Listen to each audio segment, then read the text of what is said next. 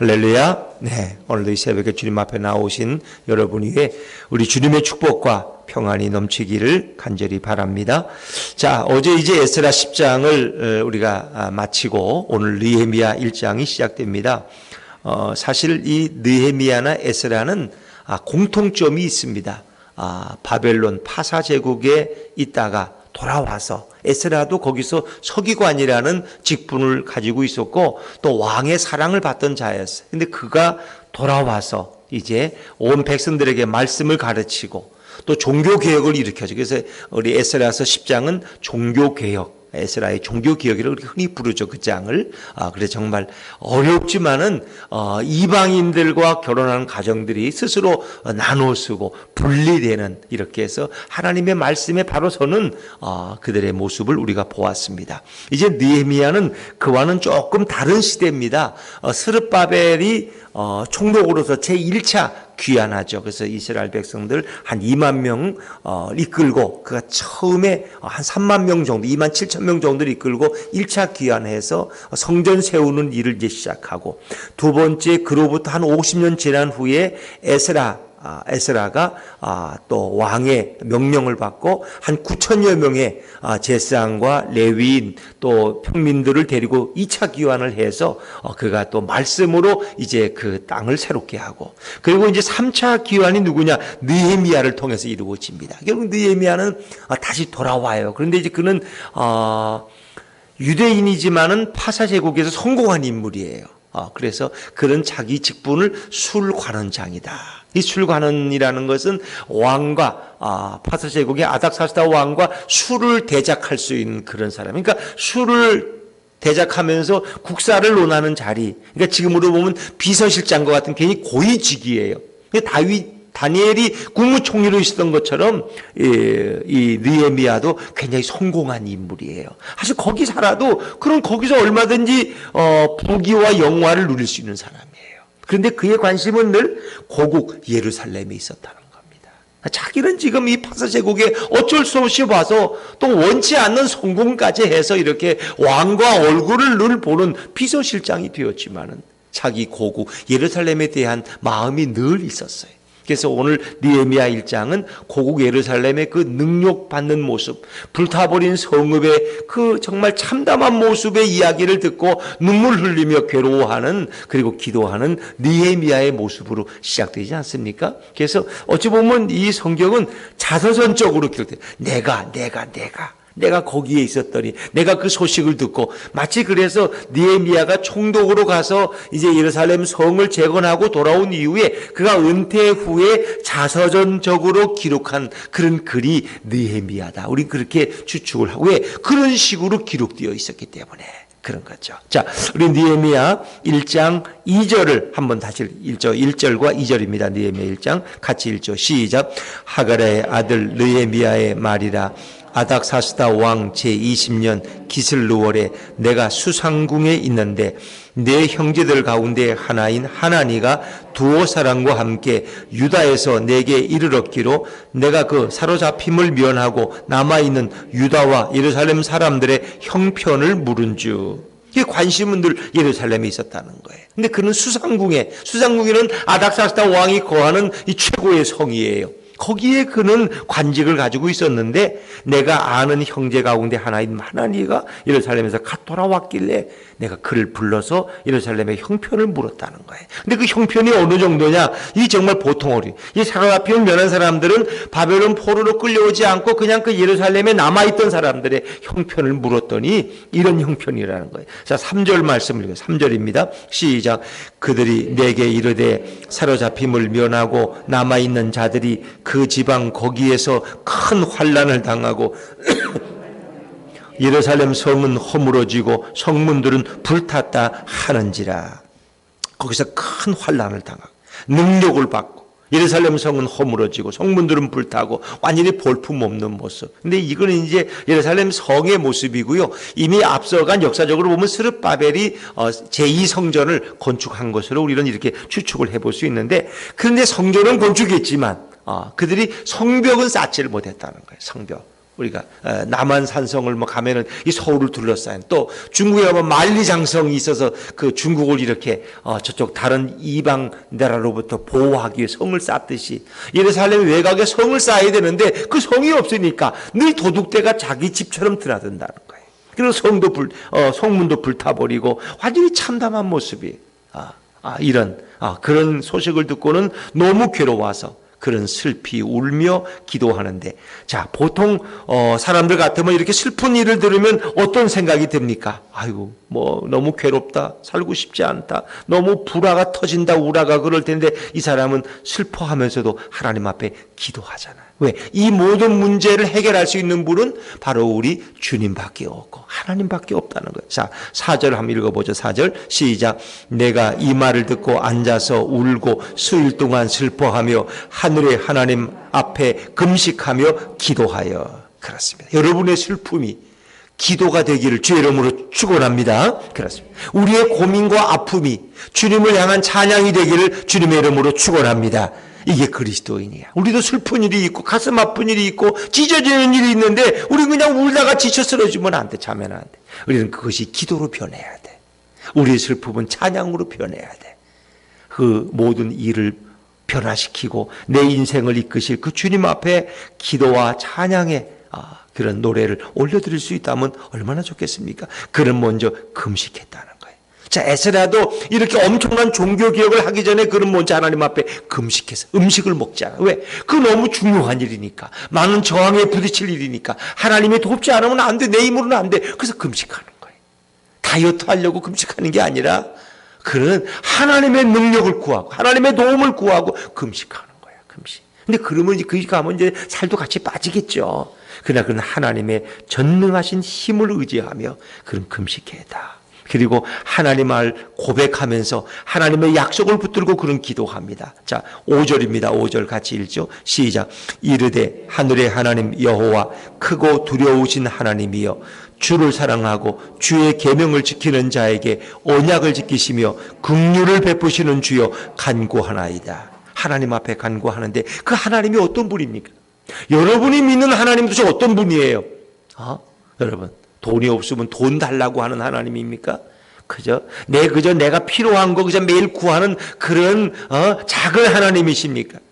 그런 하나님을 하늘의 하나님 여호와, 하늘의 하나님이라는 온 우주를 다스리고 통치하시는 그 전능하신 하나님을 고백하고 있는 하늘의 하나님 여호와. 그리고 그 하나님은 동시에 크고 두려우신 하나님. 하나님은 크고 두려우신, 때로 그분은 경외의 대상이지만 우리에게 심판주가 되시는, 죄에 대해서 엄히 심판하시는, 감히 우리가 함부로 알 수 없는 크고 두려우신 하나님. 여러분의 하나님은 너무 작지 않습니까? 그저 우리가 구하는 것들, 하나님 그저 우리 좀 잘 살게 해주세요. 좀 돈도 넉넉하고 집도 좀 편안하고 좀 넓고, 우린 맨날 이런 것만 구하면 너무 작은 하나님을 여러분 믿고 사는 거야. 그 하나님은 온 우주를 창조하시고 그 우주를 경영하시고 계절을 주관하시고, 그렇죠, 모든 역사의 축복과 이 재앙을 주관하시는 이런 하나님이에요. 이 크고 두려우신 하나님인데 우리 너무 작고 보잘것없는 하나님 앞에 와서 뭐 좀 달라고 하나님 10만 원이 없는데 좀 주세요. 물론 없으면 10만 원도 구하고 떡도 구하고 빵도 구해야 돼. 그런데 그 하나님은 그보다 훨씬 크신 하나님. 그래서 너희가 이방인처럼 불신자들처럼 그 먹을 거, 입을 거, 마실 거 그런 거 시시하게 구하지 말라는 거예요. 그런 거 안 구해도 내가 다 준다는 거예요. 알아서. 너는 오직 내가 기뻐하는 일, 하나님의 그의 의와 그의 나라를 구하면 내가 이 모든 일을 너에게 더하실 것이다. 주님 약속. 이게 주님의 약속이에요. 주님의 약속. 날아가는 새를 보라, 뭐 걱정하느냐? 내가 다 먹이고 입히지 않느냐? 들에 낀 백합화를 보라, 내가 철마다 옷을 갈아입히지 않느냐? 왜 옷이 없어 걱정하고 왜 옷 한 벌 달라고 기도하느냐? 그럴 필요, 내가 알아서 다 해주겠다는 거. 그리고 그 하나님 어떤 분이에요? 주를 사랑하고 주의 계명을 지키는 자에게 냉정하신 하나님이 아니라 언약을 지키시는 하나님. 당신을 사랑하고 당신을 믿고 신뢰하는 자들에게 그 약속을 반드시 지키시는, 한 입으로 두 말 하시는 하나님이 아니야. 하나님은 한 번도 그 말을 바꾸신 적이 없어. 우린 조삼모사. 아침엔 이렇게, 아침엔 3개, 저녁엔 4개라 그러고 말이 늘 바뀌어. 그 사람은 그런 분이 아니라는 거예요. 한 번 말씀하신 것은 때로 손해볼지라도 꼭 행하시는 그런 하나님, 언약을 지키시는, 언약이라는 건 약속의 말씀을 지키시는 하나님, 긍휼을 베푸시는 그 하나님 앞에 그는 기도합니다. 우리가 믿고 신뢰하는 하나님은 변덕스러운 하나님이 아닙니다. 어제나 오늘이나 변함없는 신실하신 하나님임을 믿으시기를 바랍니다. 자, 그러면서 이제 그 하나님 앞에 그런 기도하는데, 기도할 때 우리가 먼저 할 게 뭐예요? 이 신명기적 기도라는 것은 먼저 내 죄를 회개하는 거예요. 그래서 우리의 기도도 늘 회개로 시작돼요. 회개로. 주님, 제가 죄인입니다. 제가 주님 앞에 감히 얼굴을 들어볼 수 없는, 여러분 에스라도 하나님 앞에 그 기도하면서 그가 뭐래요? 내가 너무 부끄러워 낯이 뜨거워서 감히 나의 하나님을 향하여 얼굴을 들지 못하오니. 이게 무슨 표현이에요? 하나님 앞에 기도하는데 내가 너무 부끄럽다, 낯이 뜨끈뜨끈해서 감히 하나님을 향하여 얼굴을 들 수가 없다. 그 자신의 부끄러운 모습. 그래서 하나님은 자신이 죄인임을 고백하며 기도하는 것을 너무 기뻐하셔요. 그런 기도자를.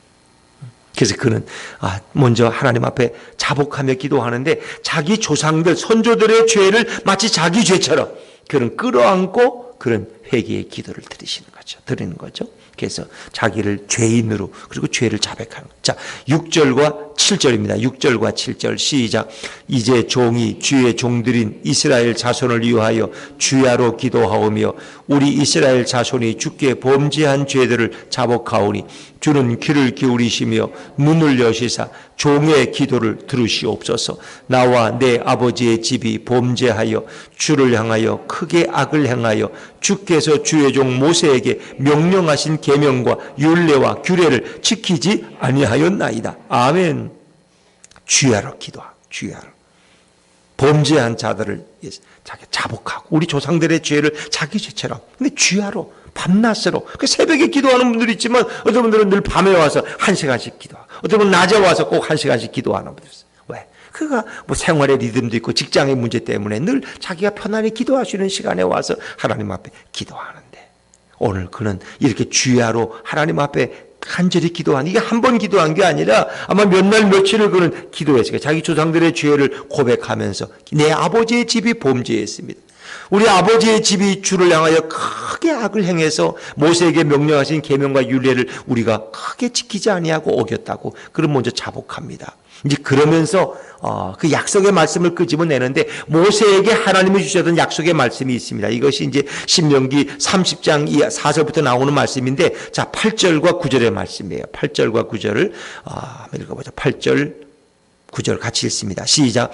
옛적에 주께서 주의 종 모세에게 명령하여 이르시되 만일 너희가 범죄하면 내가 너희를 여러 나라 가운데 흩을 것이요 만일 내게로 돌아와 내 계명을 지켜 행하면 너희 쫓긴 자가 하늘 끝에 있을지라도 내가 거기서부터 그들을 모아 내 이름을 두려고 택한 곳에 돌아오게 하리라 하신 말씀을 이제 청하건대 기억하옵소서.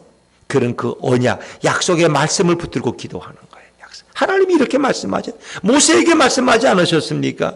근데 그 약속의 말씀의 첫 번째 8절에 보니까 범죄하면, 너희가 만약 내게 범죄하며, 너희가 내가 인도한 그 가나안 땅에서 너희가 내 앞에서 우상을 숭배하고 범죄하면 내가 너희를 여러 나라 가운데 흩을 것이다. 흩을 것이다. 근데 정말 그 말씀대로 흩으시잖아요. 그래서 북이스라엘이 범죄하니까 아수르와 여러 나라로 흩어버려, 그 백성들은. 남왕국 유다가 범죄하니까 결국 바벨론과 그 주변 나라로 흩으시잖아요. 그리고 또 이스라엘 백성이 마지막에 이제 세 번째 성이 허물어질 때 2000년 동안 그들을 흩어서, 그들은 나라 없는 사람 2000년 동안, 1950년 동안 그런 러시아, 중국, 유럽, 전 세계에 흩어져서 갖은 서름을 받으면서 유대인들이 뭐예요? 저 돈만 아는 놈들. 근데 왜 돈만 아는지 알아요? 그 사람들은요, 나라가 없으니까 이렇게 환난을 당하고 핍박을 당하면 뭘 가지고 튀어야 돼요? 돈을 가지고 튀어야 돼. 돈만 가지고 있으면 어디 가서 굶어 죽지 않으니까. 그래서 그들에겐 돈이, 왜? 나라가 없으니까. 늘 핍박의 대상이니까. 그러니까 유대인들을 핍박하면 집을 가져가지 못해. 집을 어떻게 가져가? 못 가져가잖아요. 그 돈만, 다이아몬드, 보석은 늘 품에. 그래서 그 사람들이 다이아몬드를 좋아하는 거예요. 그래서 뉴욕에 가면 보석상에 큰 것들은 다 유대인들이 운영하는 거예요. 왜? 그들은 보석이나 이 값지거든. 사랑가발을 이국하겠어요? 여러분, 난리 나면은 보석 하나 한 개를 가져가겠어요? 보석 한 캐럿이 더 비싸다는, 어디 가면 팔 수 있으니까. 그래서 그들은 돈을 좋아하는 민족이 됐다는 거예요. 원래부터 돈을 좋아하는 게 아니라 늘 도망 다녔으니까, 핍박을 당했으니까 보석밖에 없다는 거예요. 보석. 그래서 보석 장사라고 보석을 가지고. 그래서 그는 돈밖에 믿을 게 없다는. 그 유대 민족이 나중에 그렇게 돼버린 거예요. 수전노처럼. 셰익스피어의 그 문학의 소설에도 그냥 크게 아주 나쁜 놈들로 이렇게 고리대금업자들로 다 유대인들이 나오는 게 그들이 그렇게 살 수밖에 없었다는 거. 왜? 늘 핍박받으니까, 늘 쫓겨나니까. 그럼 또 가야 되니까. 이런 우리가 이제 역사적 배경이 있죠. 자, 그런데 하나님이 그들을 이렇게 흩으시고, 범죄하면 흩으시는, 범죄하면. 여러분, 시내산에 노아 홍수 이후에 거기 모인 사람들이 바벨탑을 쌓아요. 바벨탑. 그래서 하나님과 같아지려고 하는데 하나님이 그들을 흩으시잖아요. 언어를 혼란케 해서. 그러니까 인간이 교만해지고 범죄하면 흩어버리신다는 거예요. 그런데 그들이 회개하고 다시 하나님의 계명을 지키면 다시 그들을 돌아오게 하시고 모으신다는 거예요. 구절 말씀이 그거예요. 너희가 돌아와 내 계명을 지켜 행하면 너희 쫓긴 자가 하늘 끝에 있을지라도 내가 거기서부터 그들을 모아 그들을 다시 모으신다는 거예요. 그리고 내 이름을 두려워한 그 예루살렘으로 돌아오게 하리라. 이게 하나님의 방법이에요. 이게 모세에게 주신 약속인데 그 약속을 붙들고 기도하는 거예요. 지금 우리가 회개하고 이렇게 자복하오니 제발 우리를 다시 예루살렘에 돌아가게 해달라고, 이 백성을 다시 모아달라는 이제 그런 기도예요. 아직도 바벨론에 흩어진 사람들이 많이 있으니까 그들이 다시 돌아갈 수 있도록 해달라. 그래서 자기가 돌아가서 그 백성을, 상처받은 백성들을 위로하고 그들을 싸매어주고, 그리고 그들을 계속 공격하는 이방인들의 공격을 막아주기 위해서 예루살렘 외곽성을 쌓기를 원했어요. 그건 이 느헤미야의 자기 사명이에요. 그래서 느헤미야는 그 흩어진 백성들을 다시 싸매주고 상처받은 백성들을 보듬어주고, 그리고 예루살렘 외곽 성을 쌓아서 그들을 보호해주는 일이 느헤미야의 사명이에요. 그걸 위해 기도하는 거예요. 그러면 내가 여기 있으면 안 돼. 나는 가야 돼. 어디로? 예루살렘으로. 이 수상국에 있으면 너무 부족한 게 없고 그냥 너무 좋은데, 그러나 그 환난당한 그 능력받은 땅으로 가야 돼. 그런 의미에서 느헤미야를 어떻게 예수님의 예표가 되는 인물로 보는 줄로 믿습니다. 이 땅에 오신 메시아의 예표가 되고 그림자가 되는 인물이 느헤미야예요. 예수님이 하늘의 영광된 보좌를 버리고 낮고 천한 우리를 찾아오셨잖아요. 인간의 몸을 입고 천한 몸을 입고. 느헤미야는 수상궁의 고위 간직으로 왕 얼굴만 보고 편안하고 염려 없이 살 수 있었는데, 그런 그 모든 것을 다 버리고 왕의 허락을 받고 결국 총독의 자리에 앉아서 돌아와서 예루살렘 성을 52일 만에. 근데 그게 쉬운 일이 아니야. 이 사마리아 사람들이 와서 계속 공격하고 방해하고 소문을 퍼뜨리고 이렇게 하는데 그걸 다 이겨내고 하나님 앞에 기도하면서 52일 만에 예루살렘 외곽성을 쌓고 그 다시 돌아오는 이제 그런 이야기가 느헤미야의 이야기예요. 그래서 그런 의미에서 느헤미야는 예수님의 예표가 되는 인물이다. 예수님이 흩어진 자들, 세리와 창기들, 그 시대에 버림받은 자들을 보듬어 안으시고 그들을 위로한 것처럼 바로 느헤미야가 자기의 고위 자리에서 내려와서 가장 힘든 곳에 자정해 와서 그곳에서 그 백성들을 보듬어 안는 이 느헤미야의 모습. 그래서 성경에 나오는 인물들이 이제 이렇게 선하게 쓰임 받은 인물들은 다 예수님의 그림자가 되고 예수님을 예표해요. 그러니까 이제 모세 같은 경우, 모세는 어떻게 해방자 모세. 예수님이 우리를 죄에서 해방시키시잖아요. 그 출애굽의 지도자가 바로 모세예요. 광야에 사시면서 그들을 인도하잖아. 그래서 인도자로서의 모세, 바로 예수님의 메시아의 인도자로 우리 예수님 우리와 동행하시며 우리를 인도하시잖아요. 그래서 모세를 우리는 메시아의 예표, 그림자라고 얘기하는 거예요. 구약의 성경의 말씀이나 구약의 인물들이 예수님을 미리 우리에게 보여주고 있는 거예요. 자, 그러면 또 여호수아. 그럼 여호수아는 예수님을 어떻게 예표해요? 여호수아는 뭐예요? 가나안 땅을 뭐한 사람이에요? 정복한 사람. 예수님은 사탄왕 마귀 세력을 정복하셨어요. 죽은 지 3일 만에 부활하심으로 마귀의 권세를 깨트리시고 죽음의 권세를 정복하셨어요. 우리의 영원한 생명이. 그래서 예수님은 이 땅에 정복자로 오신 거야. 정복자로. 그래서 여호수아는 예수님의 그림자가 되고 예표가 되는 거예요. 자, 그런가 하면 또 있죠. 요셉은 하도 많이 말해서 말할 것도 없고, 또 누구? 다윗왕은 뭐예요? 통치자, 왕이에요. 왕적 권세와 권위를 가지고 신정왕국의 대표자예요. 그래서 다윗이 다스리는 나라는 이 땅에 오실 메시아가 다스릴 나라를 미리 우리에게 보여주고 있는 줄로 믿습니다. 예수님은 왕으로 오시는 거예요. 왕으로. 그래서 메시아로 오신 예수님은 삼중직이야.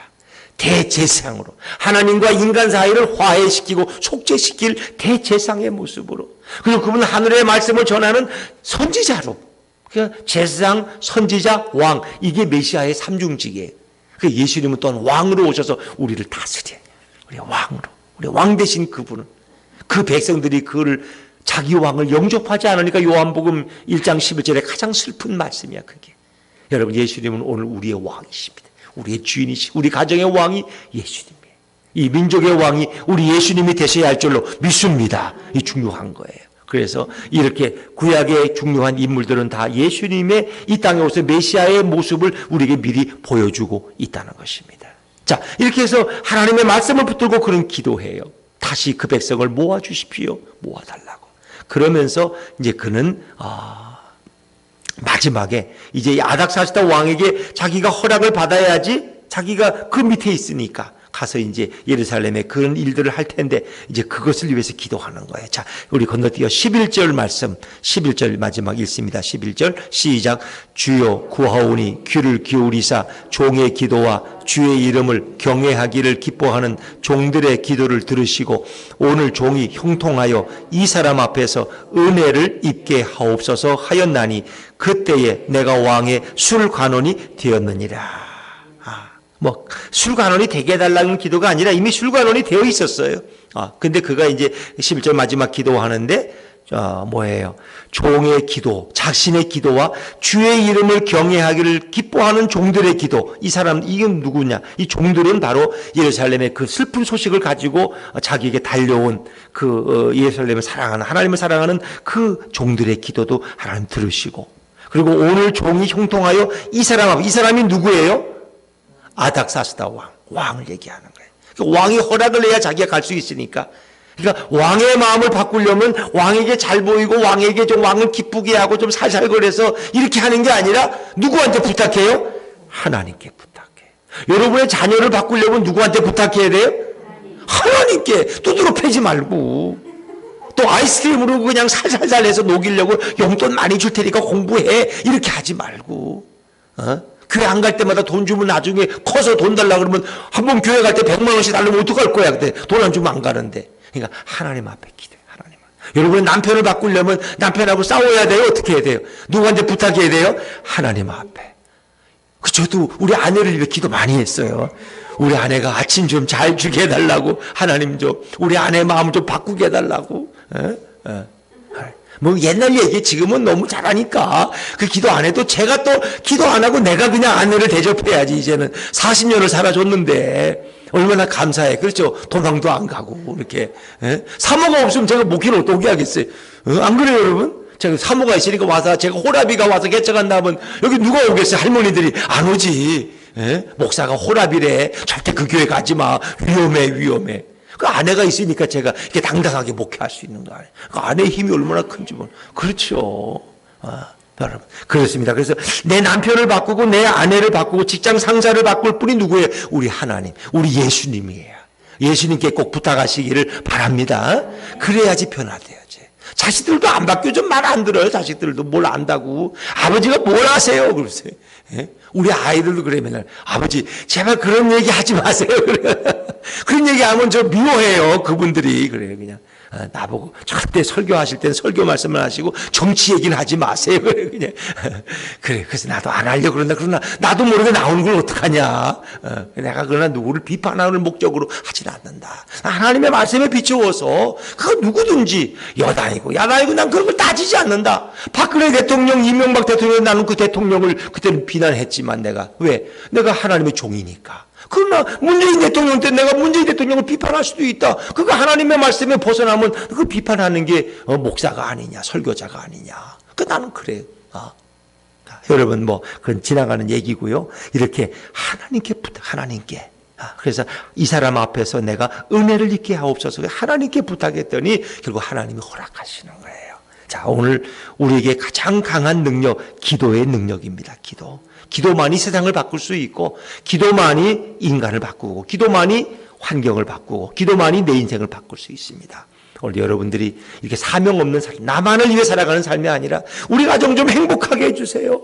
우리 회사만 잘 되기는 게 아니라 이제 우리의 기도가 좀 폭이 넓어져서 열방을 위해서, 미얀마를 위해서, 저 인도에 하루 40만 명씩 확진자가 생기고 하루 4천 명씩 죽어서 장례를 치를 수가 없다는 거예요. 장례를 치르는. 그러니까 불로 태우는데 그걸 뭐 불꽃이. 그런데 또 그렇게 모이라고 있는 거예요. 그러니까 이게 하나님을 모르는 사람들 이렇게 미련한 거야.